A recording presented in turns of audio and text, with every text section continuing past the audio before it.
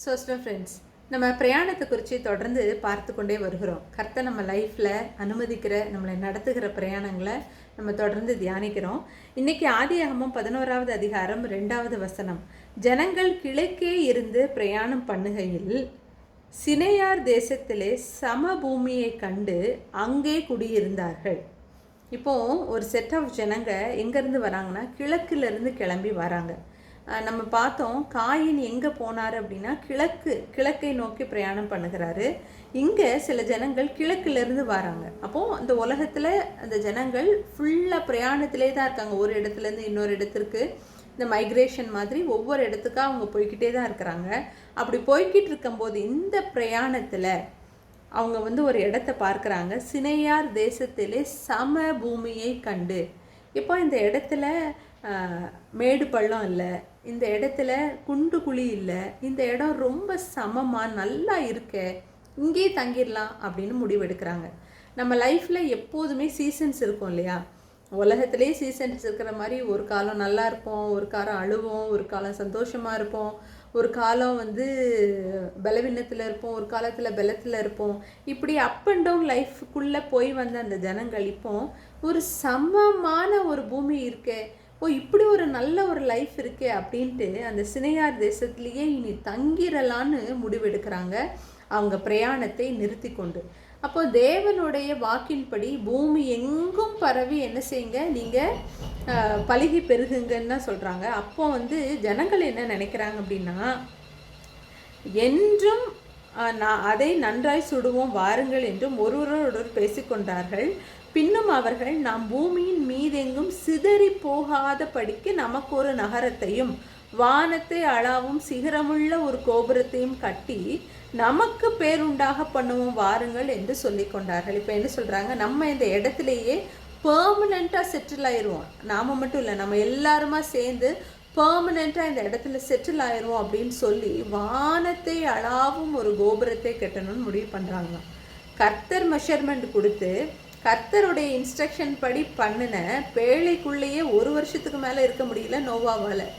தன் கையால் சுட்டு தன் விருப்பப்படி கட்டின ஒரு பில்டிங்கில் வானத்தை அளாவும் கோபுரத்தில் பேருண்டாக்கும்படி வாழ்ந்துடலான்னு மனுஷன் நினைக்கிறான். நம்ம பொதுவாக அப்படி தானே நினைக்கிறோம் இல்லையா? நம்ம இந்த அப் அண்ட் டவுன் லைஃப்பை விரும்பாமல் எப்போதும் சந்தோஷமாக இருக்கணும், எப்போதும் சமாதானமாக இருக்கணும், எப்போதும் நல்லா இருக்கணும். அது ஒரு மனுஷ இயல்பு, தப்பு இல்லை. ஆனால் கர்த்தர் நம்ம லைஃப்பில் இந்த அப் அண்ட் டவுனை அனுமதிக்கிறார். அப்படி அனுமதிக்காதபடி இந்த ஒரே காலத்தில் வாழலான்னு விரும்புகிறோம் இல்லையா? நல்ல பேங்க் பேலன்ஸ், நல்ல பிள்ளைகளுக்கு நல்ல ஸ்கூலு, நல்ல ஒரு தேசம், நல்ல ஒரு என்விரான்மெண்ட்டு, இதே ஊரில் செட்டில் ஆயிடலான்ட்டு நிறைய பேர் ஃபாரின் கண்ட்ரீஸை செலக்ட் பண்ணுறாங்க. சிலருக்கு தேவன் அந்த தேசத்தை கொடுக்குறாங்க.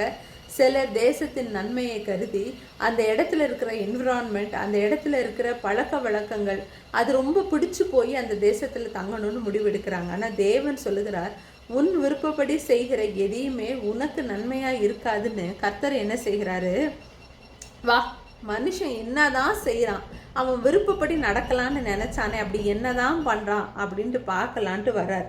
அப்போ அவர் சொல்கிறாரு, இதை செய்ய தொடங்கினார்கள்.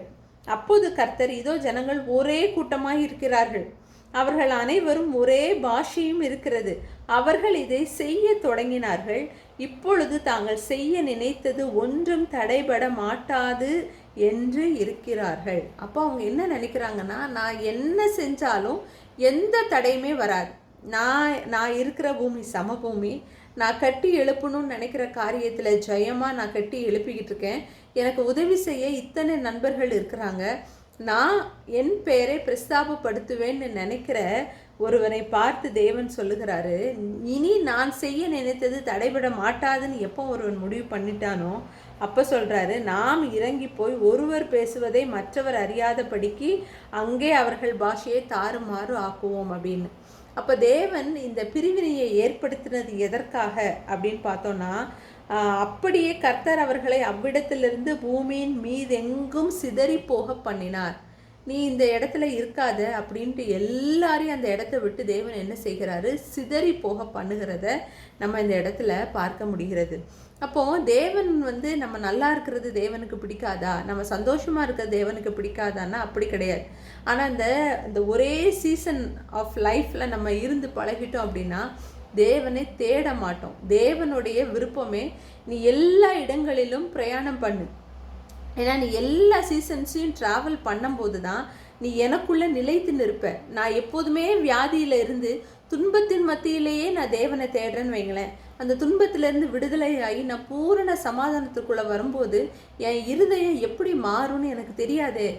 அப்படி ஒரு சீசனுக்குள்ளே போனால் தான் எனக்குள்ள மேட்டிமை வருதா, எனக்குள்ள தைரியம் வருதா, இன்னும் நான் தாழ்மையாக இருக்கேனா, நன்றியோடு இருக்கேனான்னு அந்த சீசனுக்குள்ளே போனால் தான் தெரியும். அந்த சீசனில் நான் நல்லா வந்துக்கிட்டு இருக்கேன், திரும்பவும் என் லைஃப்பில் ஒரு அடி வரும்போது தான் இது நிரந்தரம் அல்ல, இந்த காரியத்தில் நான் நல்லா இருந்த காலத்துலேயும் தேவன் தான் எனக்கு நன்மையை கொடுத்தார், இப்போ என்னுடைய பலவீன காலத்துலேயும் தேவன் தான் என்னை காத்துக்கொள்வாருன்னு எல்லா சீசன் ஆஃப் லைஃப்லேயும் நம்ம ட்ராவல் பண்ணி நம்மளுடைய இருதயத்தை நாம் அறிந்து கொண்டால் மட்டும்தான் தேவன்கிட்ட நிலைத்து நிற்போம். இவங்க எல்லாரும் நம்ம இதே சீசனில் தங்கிடலாம், நம்ம எல்லாரும் ஒன்றா இருப்போம் அப்படின்னு நினச்சதுனால தான் தேவன் என்ன செய்கிறாரு, பாஷைகளை தாறுமாக்குகிறார். அவங்க வந்து கர்த்தர் அங்கே ஒரு சண்டையை ஏற்படுத்தலை, ஒரு பிரிவினையை ஏற்படுத்தலை, ஜஸ்ட்டு பேச்சு. நான் பேசுகிறது உங்களுக்கு புரியாது, நீங்கள் பேசுகிறது எனக்கு புரியாது, அப்படி ஒரு மாற்றத்தை தேவன் கொண்டு வருகிறார். இப்போ வந்து குடும்பத்துலேயுமே பாருங்கள், நம்ம மனசில் ஒன்று நினச்சி பேசுவோம், பிள்ளைகள் வேற ஒன்று நினச்சி பதில் சொல்லுவாங்க. இல்லை கணவன் மனைவி உறவுலையே நான் என்ன நினச்சி பேசுகிறேன், நீங்கள் என்ன இப்படி பதில் சொல்கிறீங்க, நான் என்ன நினச்சி இதை சொல்கிறேன்னு உங்களுக்கு புரிஞ்சிக்க முடியலையா அப்படின்னு கூட நம்ம கான்வர்சேஷனில் கேட்டிருப்போம் இல்லையா. ஏன் அந்த பிரிவினைகள் தேவன் வந்து அனுமதிக்கிறாருன்னா, ஒருத்தருடைய டாமினேஷன், ஒரே ஆளுடைய இருதயத்தின் நினைவுகள் குடும்பத்தில் நிறைவேறக்கூடாது அப்படிங்கிறதுக்காக தேவன் இதை அனுமதிக்கிறார். அப்போ இந்த பிரயாணத்திலையும் தேவன் அவர்களோடு இருக்கிறார். அவங்க தனக்காக தன் பேர் உண்டாக்கன்னு கெட்ட இடத்துலையும் தேவன் வந்து இந்த ஜனங்களையும் நான் பார்க்குறேனே, இந்த ஜனங்களும் என்ன செஞ்சிடக்கூடாது, என்னை விட்டு தூரம் போயிடக்கூடாதுன்னு பாஷைகளை பிரித்து அவர்களை சிதறி போக பண்ணி அந்த பிரயாணத்திலும் அவர்களுக்கு அந்த பாஷையை கொடுத்து தேவன் அவர்களோடு இருந்து அவர்கள் நான் நினைத்த என்னுடைய சித்தத்தை நிறைவேற்றுவதற்காக இந்த காரியத்தை பண்ணுகிறேன்னு நம்ம கடந்த நாள் இதாக பார்க்குறோம். எவ்வளவுதான் தூரம் போனவர்களாக இருந்தாலும் தேவன் அவர்களோடு, அவர்கள் எங்கே போனாலும் அந்த இடத்திற்கு போய் அவர்களை எப்படியாவது தன் பக்கம் இழுக்கணும்னு நினைக்கிறத இதில் நல்லா பார்க்க முடியுது. நம்ம லைஃப்பில் எந்த பிரயாணமாக இருந்தாலும், அது மரணத்திற்கு நேரான பிரயாணமாக இருந்தாலும் அங்கேயும் தேவன் நம்மளோடு இருக்கிறாருங்கிறத மட்டும் மறந்துட வேண்டாம். God bless you.